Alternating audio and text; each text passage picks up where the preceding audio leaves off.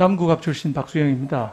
합참 차장님, 네, 청와대 NSC에 있는 시스템하고 합참 지하의 벙커에 있는 시스템하고 어느 게 더 정치한 시스템이고 더 최근에 만들어진 시스템입니까? 그 어느 것이 안보망으로 볼 때. 더 새 것이냐, 올드한 것이냐라기보다는 위관리센터에서 갖고 있는 체계와 합참이 갖고 있는 체계는 그 기능이 좀 다르다 이렇게 말씀을 드리고 싶습니다. 자, 안보망은 제가 듣기로는 합참이 가진 시스템이 더 정치한 시스템으로 알고 있고 청와대는 거기에 더해서 재난망을 갖고 있거든요. 재난망 서버가 어디 있는지 아십니까? 잘 모르시죠? 당연히 모르시겠죠. 아까 언론 보도와 일부 민주당 의원님들 발언은 청와대에 서버가 있고 그걸 합참 지하에 옮겨야 되기 때문에 상당한 시간과 돈이 소요될 것이다. 이렇게 말씀을 하셨는데 그건 사실이 아닙니다. 제가 행안부 근무를 오래 했는데 30여 년 행안부 근무했습니다. 이 서버가 어디 있냐면 대전에 국가정보관리원이 있습니다. 국가정보관리원에 서버가 있고 거기서 라인 하나를 연결해서 청와대 지금 연결이 되어 있는 겁니다. 다시 말해서 국가재난망은 합참으로 이사를 가거나 국방부로 이사를 가면 국방부 지하에 있는 서버에 망만 하나 연결하면 되는 겁니다. 청와대도 지금 그렇게 되어 있는데 그 서버가 옮겨간다고 얘기하는 것 자체가 사실이 아니라는 말씀이죠. 장관님 좀 여쭤보겠습니다. 장관님 그 NSC의 주요 멤버시죠? 예, 청와대에 자주 왔다 갔다 하시겠네요. 예. 장관 되고 나서 몇 번이나 가셨습니까? 세보진 않았습니다. 몇 분 걸립니까? 국방부 청사에 계시다가 청와대 벙커에 가야 될 거 아닙니까? 예. 그래 몇 분 정도 걸립니까? 한 20분 정도 걸리는 거 알고 있습니다. 그렇죠. 제가 네이버에 찾아보니까 뭐 한 25분 정도 걸리는 걸로 지금 봤는데요. 자, 국방부 청사로 청와대가 이전하고 장관님이 합참빌딩으로 들어가 계시면 대통령 주재하는 NSC 회의에 참석하는데 몇 분 걸립니까? 그거야 바로 옆 건물이니까 금방 갈 수 있을 것 같습니다. 한 1, 2분 걸리겠죠? 자, 그럼 다른 거 다 떠나서 25분 걸리는 거하고 1, 2분 걸리는 거하고 국방 안보 측면에서 어느 게 더 효율적입니까? 뭐 요거만 보면 이거는 뭐 좋은 점이 장점인 그렇죠? 것 같습니다. 예, 그 장점이 확실히 있다는 말씀을 드리고요. 그 다음에 우리 지금 북한이 미사일 몇 번 쏘았습니까? 올해는 10번. 올해 10번 쏘았죠. 예. 10번 NSC 그 미사일 발사를 했는데 미사일 발사할 때마다 우리 장관님은 NSC 멤버로 이제 참석을 하셨을 게고 우리 대통령께서는 몇 번 참석하셨습니까? NSC 회의에? 뭐 제가 그 대통령님 일정이나 이런 것을 제가 답변하지 않게 해주시면 감사하겠습니다. 미사일 관련해서는 딱 한 번 참석하셨습니다. NSC 회의에. 근데 어제 용산 이전 문제에 관련해서는 NSC를 직접 또 주재를 하셨거든요. 전체 회의 중에서 대통령께서는 4번 참석하셨고 미사일 발사 10번 있었던데 그중에는 한 번만 또 참석을 하신 겁니다.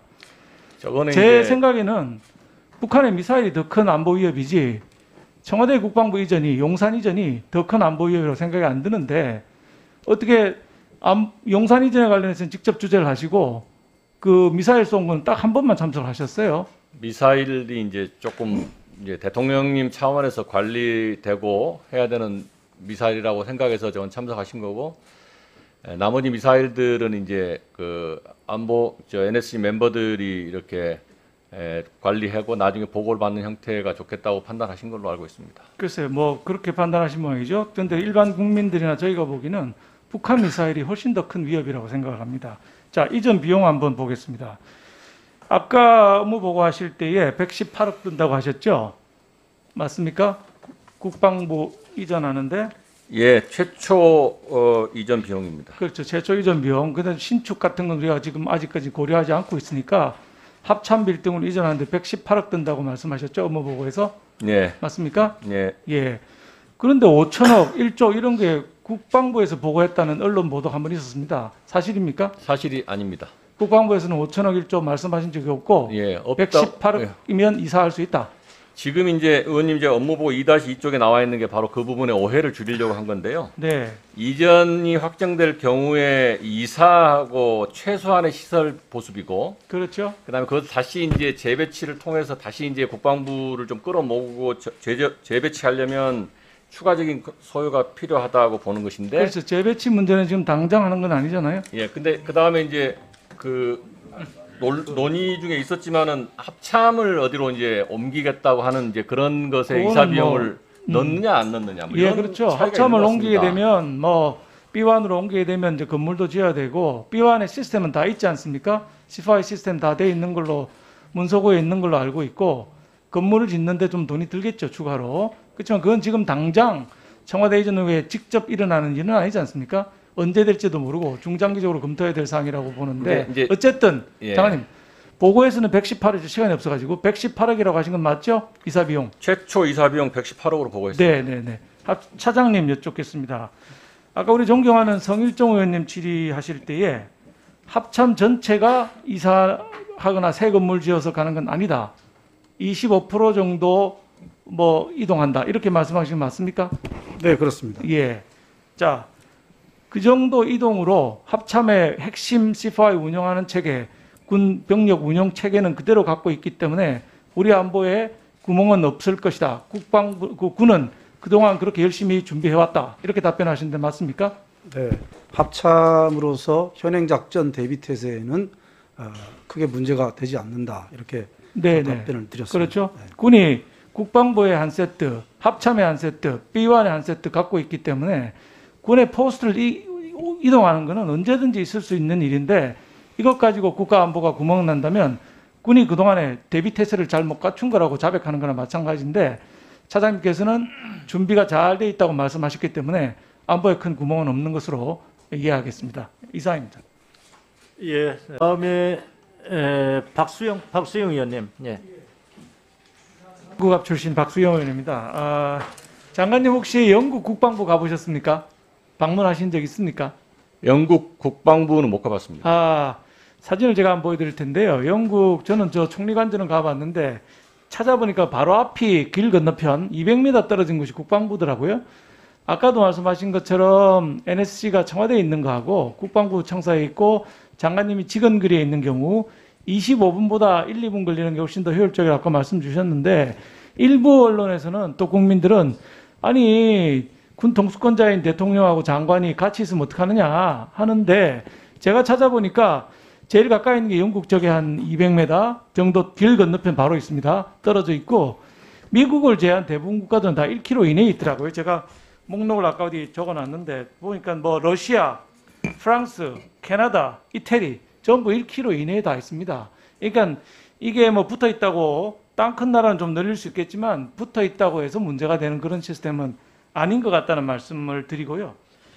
그 다음에 아까 서브 이전에 관해서 여러 의원님들이 말씀을 여당 의원님 주셨는데요.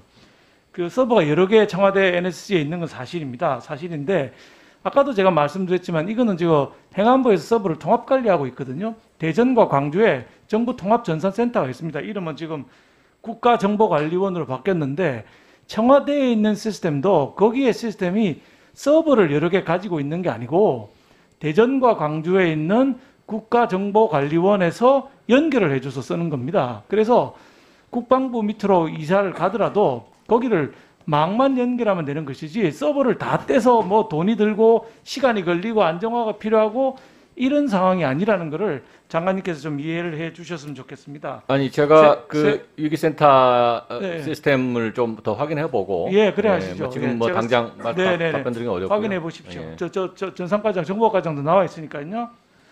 그 다음에 아까 이 496억이 드는 부분에 대해서 이게 예타 500억을 면하기 위해서 인수해서 딱 4억을 깎아서 496억을 맞춘 거 아니냐 이런 말씀이 계셨는데 이거 제가 문서 들고 있습니다만 이거 인수해서 작성한 문서가 아니고 행안부에서 관계부처 협의를 거쳐서 만들어낸 문서가 496억이고요.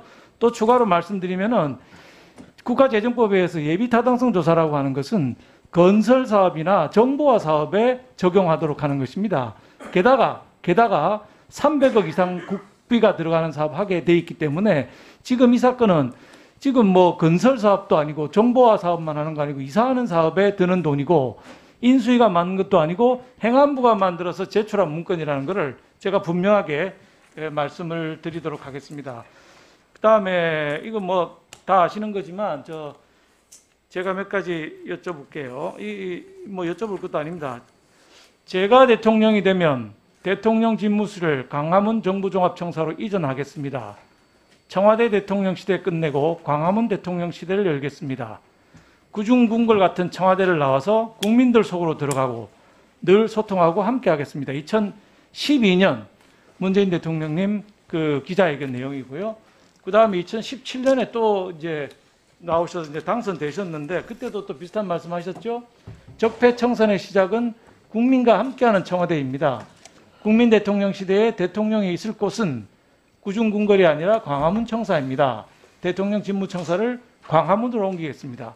문재인 대통령께서 2번이나 공약하셨던 사항을 우리 윤석열 당선인께서 지금 실행하고 계신 것이고 광화문을 가지하는 것은 6명의 대통령이 전부 광화문 검토했는데 안 된다고 결론이 났기 때문에 검토를 하다가 똑같은 광화문 지역에 사는 분들에 대한 불편, 제밍이라 해서 통화가 막아지는 거, 광화문 광장에 시위하지 못하는 거 등등등 그 주변에 또 많은 건물 이런 여러 가지 불편들을 감안할 때 국방부가 최선이라고 생각하고 용산으로 결정한 것입니다. 이게 6명의 대통령이 못한 거를 일단 청와대 들어가서 한 1, 2년 있다가 그 다음 옮기라 하는 걸 옮기지 말자고 하는 뜻이나 똑같다고 생각합니다. 왜냐하면 그 많은 대통령들이 6분이나 되는 대통령이 들어갔다가 결국은 못 나오지 않았습니까? 그 전철을 밟으라고 하는 건 좀 너무 과한 말씀이라고 생각합니다. 들어가지 않은 상태에서 용산으로 이전해서 정말 소통하는 대통령, 국민들과는 물론이고 참모들과도 소통하는 그런 새로운 시대를, 새로운 패러다임을 만들고 제왕적 대통령제를 철폐해야 될 거라고 생각합니다. 이상입니다. 네.